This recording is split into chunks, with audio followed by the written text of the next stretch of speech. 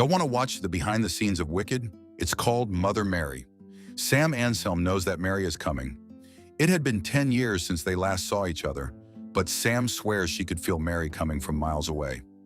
Sam describes her relationship with Mary as a toxic love-hate type of relationship. Mary, also known as Mother Mary to her fans, is a successful pop artist. This is your burial. It's giving Lady Gaga. One day, Mary checks the costume she's going to wear for an upcoming event. Her team of stylists brainstormed and came up with their best ideas. Of course, they didn't forget the halo for Mary. However, Mary isn't satisfied with the design. She doesn't have the heart to tell her team, so she just takes it off, crying. So dramatic, and for what? She then travels via private jet for hours and makes the journey alone until she arrives at a massive estate in London. Mary enters the property that serves as a workshop for a group of designers. She announces she has come to see Sam, the head of the team. Sam's assistant, Hilda, tries to stop Mary because everyone's busy. So this is where Jules ended up after Euphoria. On top of that, Mary came without an appointment. But Mary insists, and she looks around until she finds Sam. Sam is resting, but she is not surprised when Mary barges in. All that Mary wants is a new dress. Sam used to be a close friend and Mary's personal stylist before they grew apart. Sam keeps giving the cold shoulder to Mary to show her disinterest in the matter. Mary, on the other hand, looks like she's on the verge of breaking down. Mary apologizes for everything she did, but can't exactly say what she's apologizing for. So Sam keeps acting cold towards her. Sam says she needs 3 apologies from Mary, but all during different instances in the future, so she knows that Mary is sincere. I pray to be this type of petty. Mary then says that she needs the dress 3 days from now. Her stylist made one, but it didn't feel like her. Sam is aware that she knows Mary the best, which is exactly why Mary came to ask for her help. So Sam agrees to make a dress as long as Mary gives her full control. Afterwards, she takes Mary to the barn behind the main house, which she has converted to her own workspace. Mary reveals that she's going to be singing and dancing to her new song, Spooky Action. After taking Mary's measurements, Hilda returns to the main house. Sam assures Mary that Hilda is trustworthy and that she won't tell anyone about Mary being there. Mary looks around and sees a photo of her and Sam back before the Princess Diaries. All that Mary asks is that the dress shouldn't be red. So when Sam tries a red fabric on her, Mary's tears start to fall. So Sam stops. This girl is beyond extra. Mary then explains that she wants to be reborn into a new her, stripped of everything that's been weighing her down. So she doesn't want a halo to be part of the costume. Though Sam acts cold, she can't help but remember Mary, back when she used to dress her. Because Mary looks depressed, Sam asks her if the performance will be a cry for help. Then Sam tells Mary that if she's not happy anymore, she can just quit. But Mary says singing is the only thing she knows. Sam then tells Mary to show her the dance. She doesn't want to hear the song though, because she doesn't want to break her streak of not listening to Mary's music. So Mary obliges and dances without music. The powerful choreography is both emotional and borderline possessed-like. It's giving exorcism, but it's enough to give Sam an idea. She says she'll make a simple dress made of strips from all the dresses Mary wore before. Then the fabric will shear away as Mary reaches the stage, leaving her naked.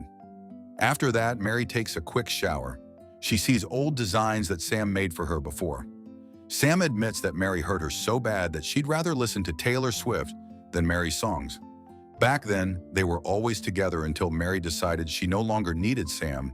Instead of telling Sam herself, Sam heard it from Mary's new friends.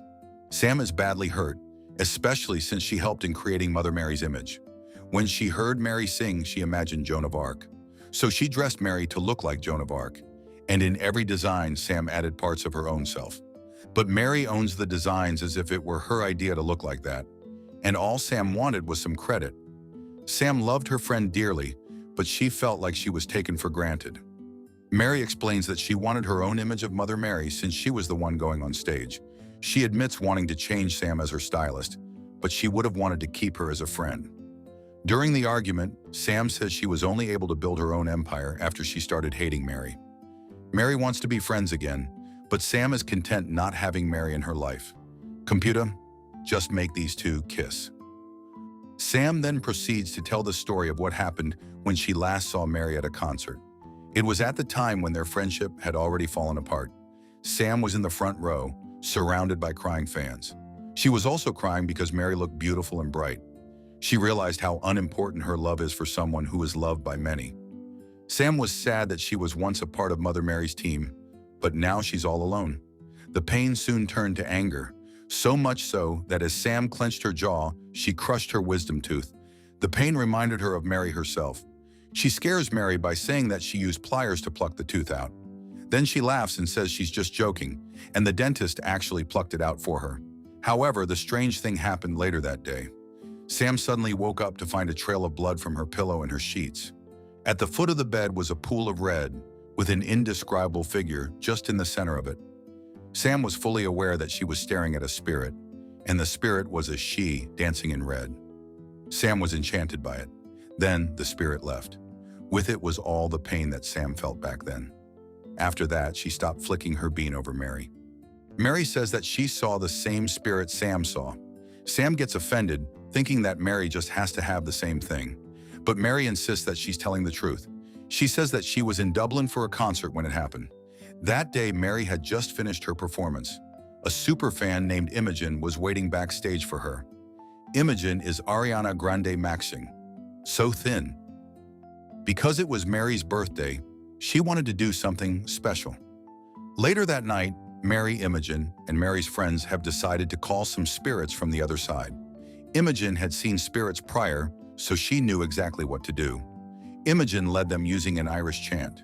She even taught Mary the chant, and together they started calling the spirits. What in the mayonnaise white film is this? Then something possessed Imogen. A she, a woman, a spirit.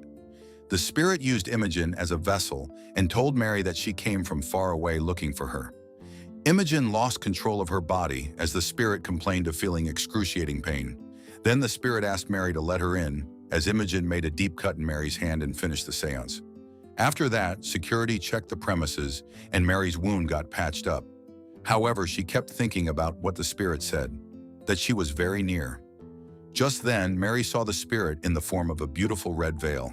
She reached out to it, and the spirit tried to enter through her open wound, so Mary quickly pulled her hand away. Mary's friends comforted her right after, but Mary failed to find peace. She knew she had to keep working because it's what she does. Despite the exhaustion, Mary kept showing up. At times, she felt like her body would break and she would cry, but she never stopped working. One night, she saw the red veil once more, haunting her from the center of the state. Mary knew she was the only one who could see it and that it came just for her. Still, Mary continued her performance and gave her best for her fans. The music doesn't even slap in this movie. At the end of her song, Mary saw the spirit watching her from above.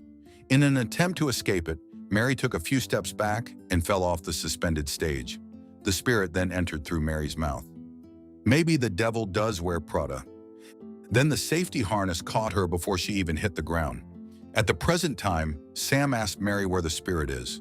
Burdened by the truth, Mary admits that the spirit is still inside her, and she's been carrying it since. Mary is broken by her story, but Sam interprets it quite differently. Sam thinks she manifested the red spirit out of hatred for Mary. Somehow, it traveled across oceans until it found and haunted Mary, like the guilt she felt for turning her back on her friend. They've known each other for 25 years, and regardless of their understanding of the spirit, Sam is determined to cast it out of Mary. Mary doesn't want to connect to the other side anymore after her traumatizing experience. She reminds Sam that she just wanted a dress and nothing more. But Sam explains that since Mary wrote the song about the spirit, they should make the dress about her too.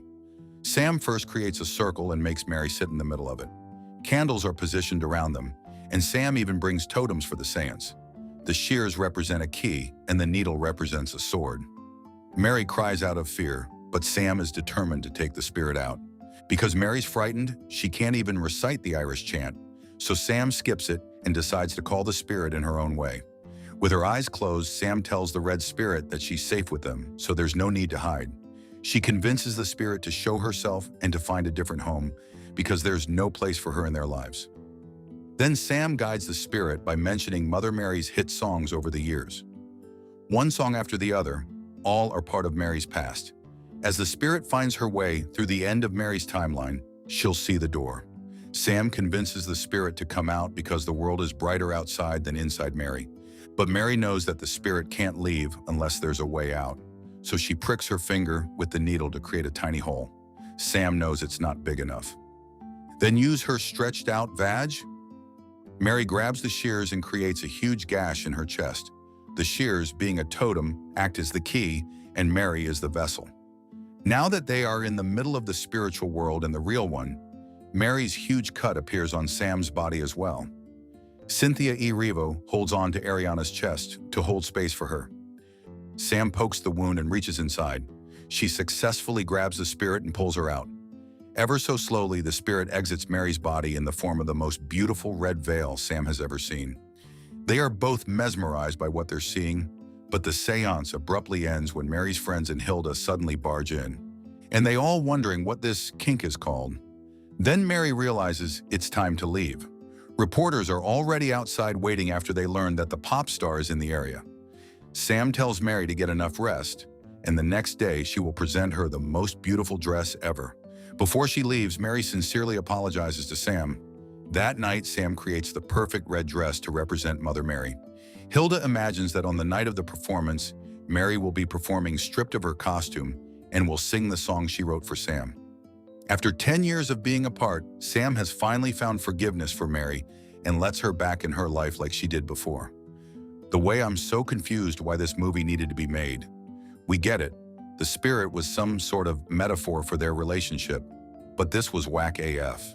What did y'all think about this one? If you like this video, make sure you subscribe and turn on notifications because YouTube isn't recommending my videos. So, if you like to watch more foolishness, you can click here or here.